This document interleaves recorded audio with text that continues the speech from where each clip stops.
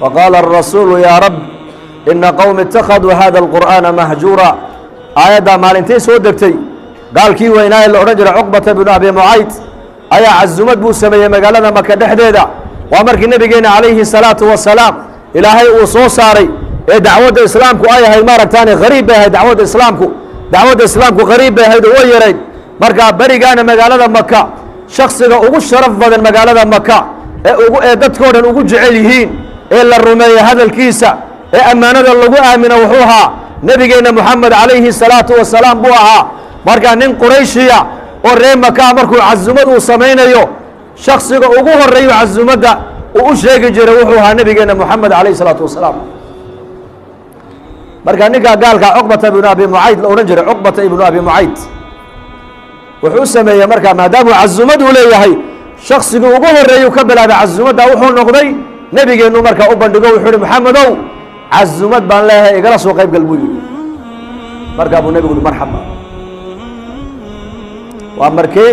waa markii u horeysay leeyahay nabiga lagu yiri fasda' bima tu'mar wa a'rid 'anil mushrikiin ay dacwada islaamku magaalada Makka qariib ay ku tahay qariib ee nin aliyeenigi islaamana la dhibayo la cadaabayo ayuu ninkan cazumad sameeyay ninkan gaalka mushrika waxa cazumadiisi ugu horeysay u bandhigana waa nabi maxamed alayhi salaatu wasalaam waayo nabigeena wuxuu ahaa magaalada Makka mujtamaca ku nool shakhsiga ugu dabeecada wanaagsan buu ahaa ugu rusheegsan buu ahaa ugu amaano fiican buu ahaa saadiq almasduuq bay carabta oran jireen rusheegihii la rumaysanayay buu ahaa muhammad al-amiin bay oran jireen muhammadkii amaanada lahaa buu ahaa maadaama nabigu ahaa shakhsiga ugu sharaf badan quraysh cazumada shakhsi ugu horeeya loo sheegay waxa uu noqday nabigeena Muhammad alayhi salaatu wasalaam lana markaa buu nabigu yimid oo dadkii waliba ugu soo horeeyayba inagu maanta waxa laga yaabaa ballanta ma ilaalino ballanta ninka ilaaliyana waa muumin qofka ballanta baajiyana waa calaamatu nifaaq ba ku jirta aayatul munaafiq thalath calaamaadka qofka munaafiqa lagu garta nabigu wuxuu waa saddex markuu sheekayn been buu ku sheekeeyaa marka la amaanana amaanada uu khaayima markuu ballan qaadana ballanka uu ka baxaa buu rasuulku yiri wa fi riwaayatin wa idha khasama fajara hadduu doodayana buu nabigu dhahay been iyo xaq darro ku doodaa buu nabigu qofkaas calaamaadkaas munaafiqiinta lagu yaqaana calaamaadka muuminka lagu yaqaanana waa cagsigeega hadduu ballan qaado muuminku ballanta uu ilaaliya hadduu sheekayna run buu ku sheekeeyaa haddii amaano loo dhiibtana amaanada loo dhiibtay sidii loogu dhiibtay baa loogu yimaada qofka muuminka marka nabigeenu alayhi salaatu wasalaam isagoo ilaalinaya maaragtaan ballanka uu ninka la galay isagoo ilaalinaya dad hortiibuu nabigu yimid meesha laga qadaynayay markaas mujrimiintii Quraysheedna way gadaashiisay ka yimaadeen Aba Jahl baa yimiday Uqba yimiday Shayba yimiday Rabiica yimiday Walid bin Mughira yimiday gaaladii waaweyneed oo dhan baa timiday marale markay arkeen majliska nabigeena oo fadhiya alayhi salaatu wasalaam ayay ninkii gaalka ay cazumada fidiye ku yiraahdeen war ma annaka ya Muhammad baad meel isku kaaya keentay ku yiraahdeen miyaanad ka warqabin aniga Muhammad waxa naga dhaxeeyay waan ka warqabaaye laakiin Muhammad nin la dhaafi kara maaha waayo magaalada Makka waa shakhsiga ugu sharaf badan weeyaan ee ugu amaano fiican weeyaan ee ugu rusheegnimo badan weeyaan waa ajiib akhlaaqdaada wanaaggeega inuu qofku muslima uu ku qiro way fiican tahay laakiin waxa ka sii cajab badan qof cadowgaaga ah inuu akhlaaq wanaagaaga uu ku qiro taas ka sii cajab badan markaasay kaceen nimankii Quraysheed iyo koox caroon ay yiraahdeen war waa ka kacaynaa meesha annagu waayo imma Muhammad imma annaka nadooro imma Muhammad oo meesha ka saarta waliba seed uga saaraysa waad caay hortayda ayaad ku caay qandhuufna waad ku tufi waliba waad bahdili waxaad oranaysaa anu kuma yeeranay meesha ii dhaafad oranaysaa imma annaka dareerayna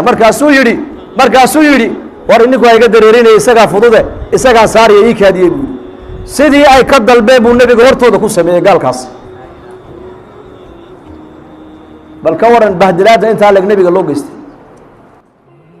maxaa nabiga maalinkaas sida loogu bahdilay ma taqaana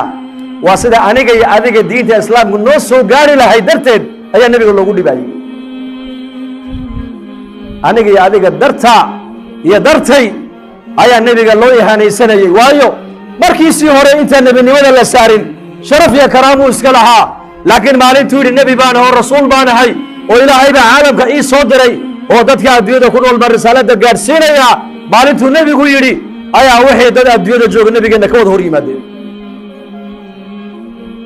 isagoo lilmadu ay ka daadanayso ayuu nebigu ka baxay aqalkii sala allahu calayhi wasalam laakiin qur'aankaa la socda nebiga qur'aankaa la socda waxyigaa ku soo degaya markaaba qalbigiisa ayaa laga biinayaa murugtaad la soo daristay qur'aankaa markiiba soo degay wa yowma yacaddu الظaalimu calىa yadayhi yaquulu yaa laytanii ittakhadtu maca arasuuli sabiila yaa waylataa laytanii lam attakhid fulana khaliila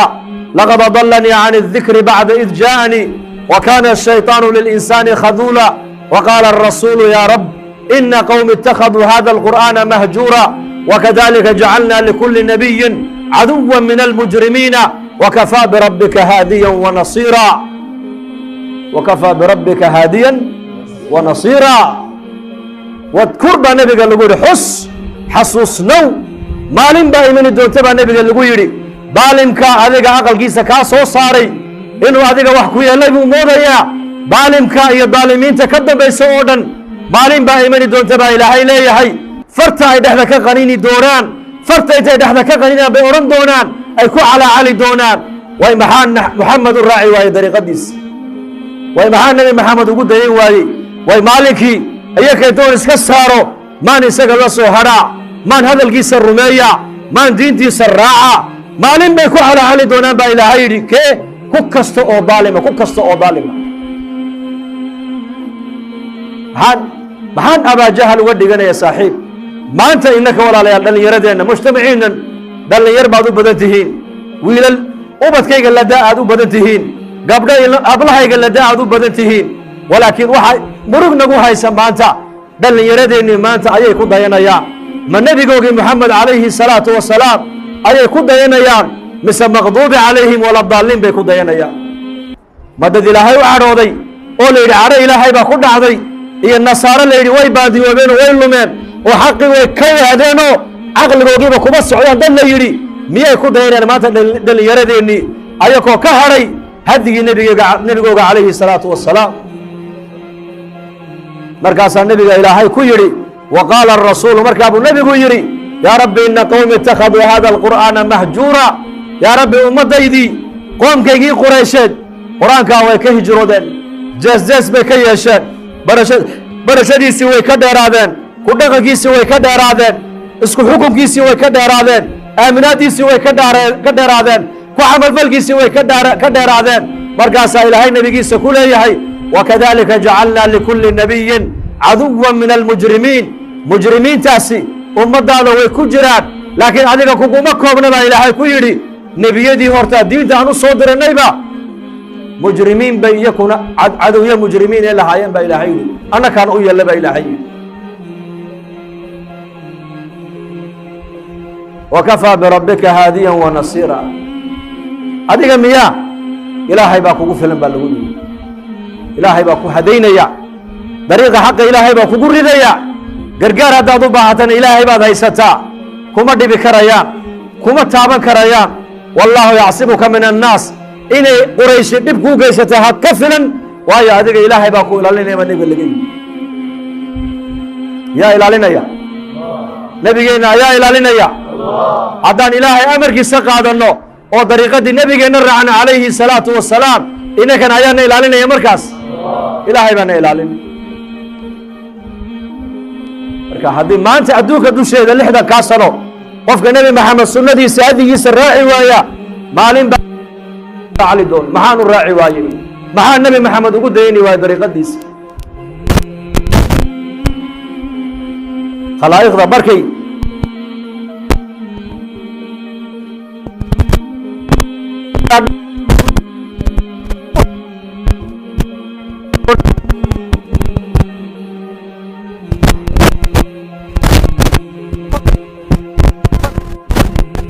soo baxay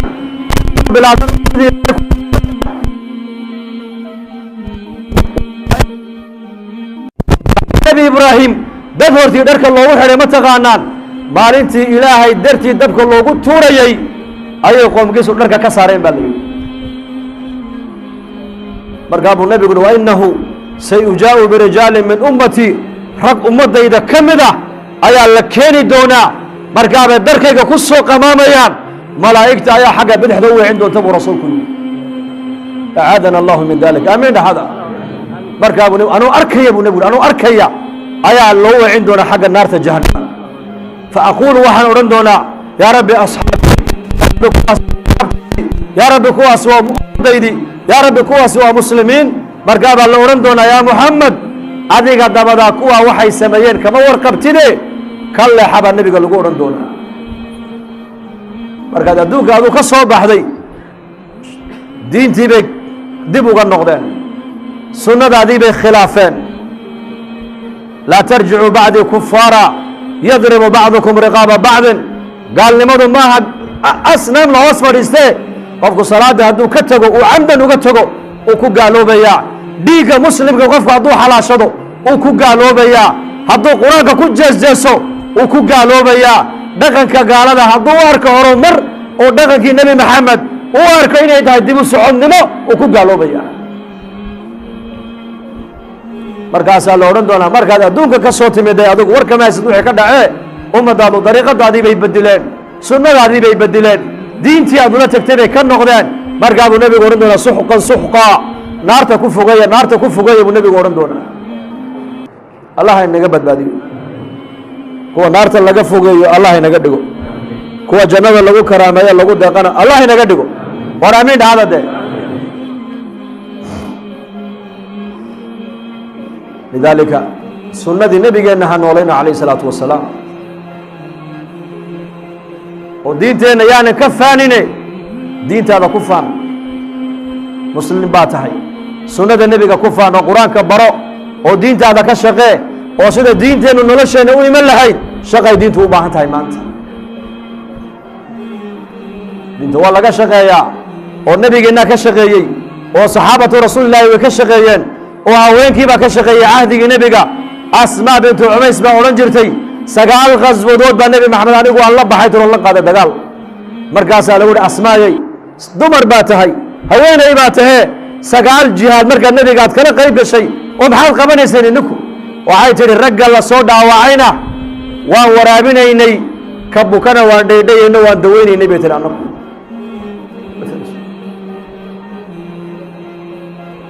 meesha diintoodu ay ku badbaadaysa bay la aadayeen islaamnimadooda hijrada waa maxay hijra waa maxay way hijroodeen maxay ka dhigan tahay magaaladay ku dhasheen baa loo diiday inay ilaahay ku caabudaan oo diintooda ku dhaqmaan deedna markaabay nebiga ku yidhahdeen nebi allow meel aan diinteeda xorriyad ugu haysanaan rabnaa ee nafasax markaa buu nebigu yihi xaggee tegi lahaydeen ardulxabashaa tegi lahayd waa runtiina tega buu nebigu yidhi melig caadila ayaa ardulxabasha jooga oo agtiisa dadka lagu dulmayna tega buu rasuulku yidhi cabdullaahi binu zayd saxaabiga la odhan jiray ayaa xaaskiisii u yimid oo ku yidhi heblaayoy hee bay tidhi waa la socdee ardulxabashaa loo hijroonayaaye oo gaaladani mushrikiinta waa ka dhehbaxaynaaye dameerkiina waa ka kuu joogee rarka inoo saar oo biyo inoo saar oo baadka inoo saar oo gogasha inoo saar waa la dhaqaaqayaa isdiyaari buu ku yidhi iyadoo dameerkeygii soo qaadatay oo aqalka ku hor xidhatay oo dharkii dul dhigatay oo biyihiina dhaansanaysa cumar binu khadaab bay qaraabo ahaayeen baa la yidhi islaantiisa cumar oo markaa weli aanan islaamin oo gaala markaa oo seeftii sita oo laga baqaaya cumar binu khadaab ayaa kor yimid islaanta iyadoo dameerkii raranaysa wuxuu yidhi naa inaadeen halkee tegaysaa buu ku yidhi qaraabay ahaayeen baa la yidhi sidaa intay eegtay bay ku tiri waa ka tegaynaa dalka waa niiga tegaynaa bay ku tiri oo xaggee tegaysaan waxay tihi meeshaan alliye meeshaan ilaahana abuuray iyo diintayada islaamka aan xor ugu haysan karno ayaan aadaynaa oo tegaynaa dalkiinna iyo shirkigiinnana waan inii daynay maxaad naga rabtaa bay ku tihi markaa sidaa intuu eegay wuu fikiray wuxuu yidhi safarkaa aad u dhaqaaqdeen ilaahay wehel haynii noqdee socda buu ku yidhi bal u fiirsada qisadaas sheekada xagga dambe joojiyo dhegaysta marka islaantii way dhafooraday qabsatay iyadoo dhafoorada haysatoo fikiraysa ayaa ninkeedii baa yimiday naa waa la dhaqaaqay ina mari maxaa ku fadhiisiiyey waxay tidhi war wax iga yaabiyaan maanta arkay ku tidhi oo maxaad aragtay cumar binu khadaab ma garan haa cadaawadda islaamka u haya soomaad ogeyn haa cumar oo maanta qalbigiisii soo dabcaayo jalcayaan arkay ku tidhi oo halkan uu kugu yimid haa de muxuu yidhi de u i waraysto markii aan u warramayna uba noo duceeyo wuxuu iigu duceeyuu yidhi safarkaa aad u dhaqaaqdeen ilaahay uheel haynii noqdo markaa bui waad war laadahay buu ka yidhi ma cumar baad damcaysaa inuu islaamo odayga khadaab dameerkiisaa islaamnimada uga dhow buu ka yidhi cumar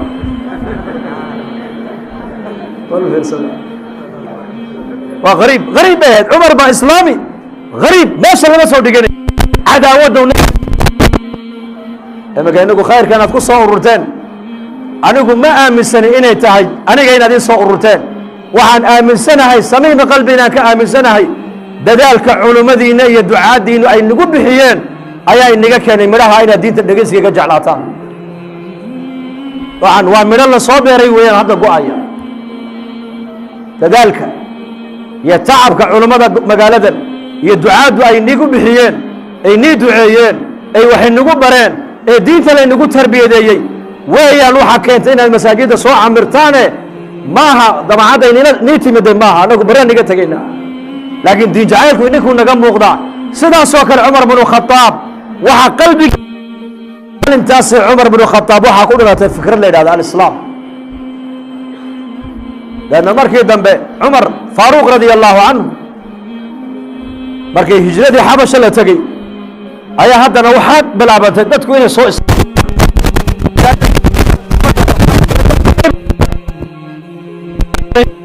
mustaqbal leanna cumar binu khadaab qaraar wuxuu seeftii buu soo qaatay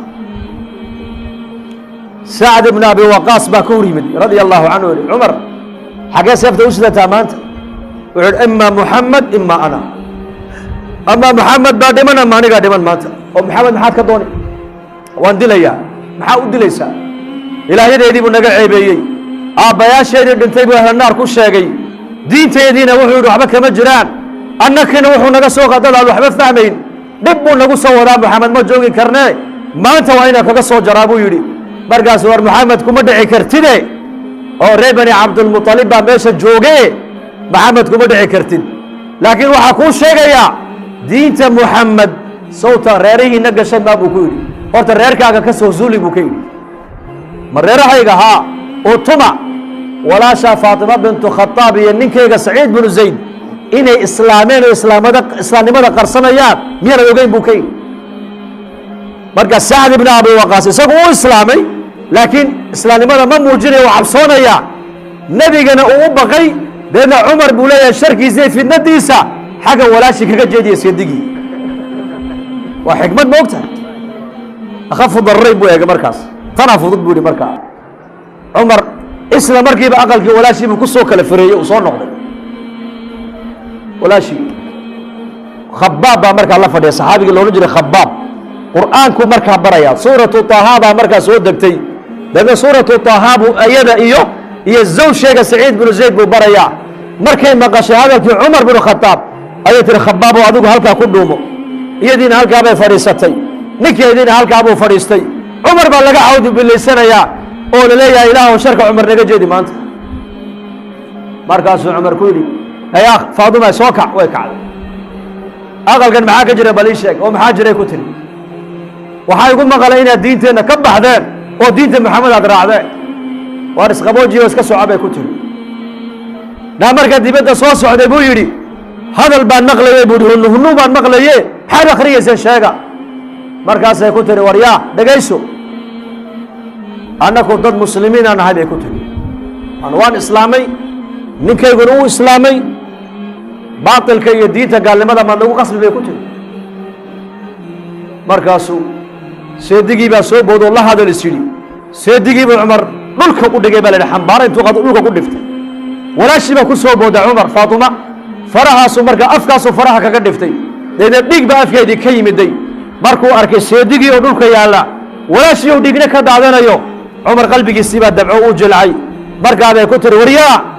haddaad doonta nafta nagaga jar bay ku tiri diinta islaamku tuwaa ka soo noqonayna maaha markaasuu cumar uu naxay haddeetood walaashuu dhiigu ka daadanaya markuu ah yaa banaata almuslimaat dhegaysta walaalayaal diintan islaamka gabdhuhu haweenku diinta qaybtaad ka soo qaadateen dhegaysta walaalayaal faatima radia allahu canha dhiigga ka daadanaya walaashii cumar markaa uu ooyo wuxuu ku yidhi walaala buu ka yidhi faatimaay warqadaad akhriyayseen hariggaad haysateen qur-aankii waxay ku qornaa ii dhiib buu ka yidhi markaa bay tiri ku dhiibi maayo nin mushrika oo nijaasa ayaa tahee orodoo soo weysaysa bay ku tidhi deedna uu socdo u weysaystay markaasay halkii ka soo hoos baxay sariirta markaasuu abshir yaa cumar binu khataab bishaarayso habeenkii khamiista anaa labadaa dhagood ku maqlaaya nebi maxamed oo ducaynaya oo leh labada cumar midkood ilaahow diintan islaamka ku cizeeyey camar binu hishaam iyo cumar binu khataab camar binu hishaam waa abi jahl cumar binu khataabna waa cumar alfaaruuq markaa bui abshir yaa cumar ducadii nebi maxamed aday kugu dhacday maanta deedna uu soo qaaday nebigaa loo keenay calayhi salaatu wasalaam nebiga hortiisuu ku islaamay isla markuu islaamay cumar wuxuu yidhi xaq ma ku taagannahay nebi allow haa baatilna ma ku taagan yihiin qurayshi haa xaqa la qarin maayo bannaanka u soo saar buu ka yidhi haddeetoona war diintani nin geesiyay u baahan tahay nin shujaaca bay u baahan tahay nin sakhiya bay u baahan tahay nin caalimay u baahan tahay nin wajahadle bay u baahan tahay diintu nin raganimolay u baahan tahay diintan islaamka waxay u baahan tahay gabadh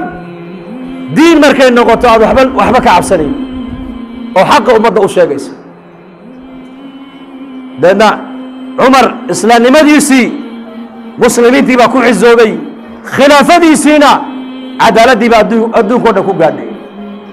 ayaa u sababa walaashii gabadh baa u sababa walaashii baa u sababa islaamnimadii cumar muslimiintii bay cizi u noqotay guul u noqotay sharaf bay u noqotay khilaafadii cumar binu khataab uu talada ummadda hayayna cadaaladda islaamka adduunka o dhan laga ogaado inay cadaalad islaamku yahay marka diintan walaalayaal rag iyo dumar xil baa inaga saaran mas-uuliyad baa inaga saaran xilkaa diineed maanta inaku inagu soo wareegay inaan diinta isku wada taagno oo ka shaqayna siday noloshayna u iman lahayd oo dhallinyaradeennu diin uga muuqan lahayd oo madaarista aan u wada camiri lahayn oo masaajidda u camiri lahayn oo magaalooyinkeenna markii la eedaamo qof bilaa salaada looga waayi lahaa magaalada insha allah dhexda insha allah dhexda nin caddaana faransiisa gabadh muslimada isjeclaadeen gabadhu gabadh aad isku ilaalinaysa bay ahayd waxay tihi waryaa aniga ima taaban kartid ilaa aad islaamtid mooyaane markaabuu reerkoogiibu u yimiday waan islaamayaa buu yihi masjidkaa la keenay culimmadii baa la hor keenay shahaadateynkii baa loo laqinay 2-3 bilood baa layidhi markaa ku soo diyaar garow in gabadha lagu wareejiyo aqal buu soo diyaarsaday markaanu gabadhii aqalkii waan diyaarsadee gabadha ha laygu soo wareejiyo ha laygu soo hooyo caawa gabadha aabbaheed baa ku yidhi waad islaamtay hal maalinna maskiidka kugumaanu arkinin markaasuu yidhi jawaabtu way fududahay waxa weeyaan jawaabtu waxa weeyaan marka la eedaamo muslimiintu waa 2 qaybood waan u fiirsado qolana masaajidda u soo dhaqaaqdaa qolana maqaaxaya iyo dukaanadiiyo suuqay ku hadhaa weliba qolada dibadda ku haraysaa badane qolada masaajidda imanaysa way tiro yar tahay markaa qolada maskiidka imanaysa anu kumaan biirine kuwa bannaanka jooga ku biiray ahayd buu ninka tiisa dar yeelay baa he ayaa ta kalena ku dara waxa umusha u dana ayaa ilmaha u dana waxa diinteenna u dana ayaa dadnimadeenna iyo dalkeenna u dana haddaan diinta ka shaqayno diinta baranno oon awlaaddeenna qur-aanka barno oo gabdhaheenna asturka barno oo inaku diinta wakhtigeenna aan ku bixinno yaa waxaa dhacaysa inay diintu kashkeen iyo laabteen iyo mujtamaceenna diini ka muuqato deedna markaa amnigaa ilaahay xaqiijinaya aman barwaaqo maxabo horaan u soconayna markaa adduun iyo aakhiraba marka insha allah dhahada inaan diinta shaqadeeda u wada kacno oo gacmaha isku qabsana dhallinyarta odayaasha culimmadeenna caamadeenna gabdhaheenna oo diinta ka wada shaqaynaysa oo diyaar manihin insha allah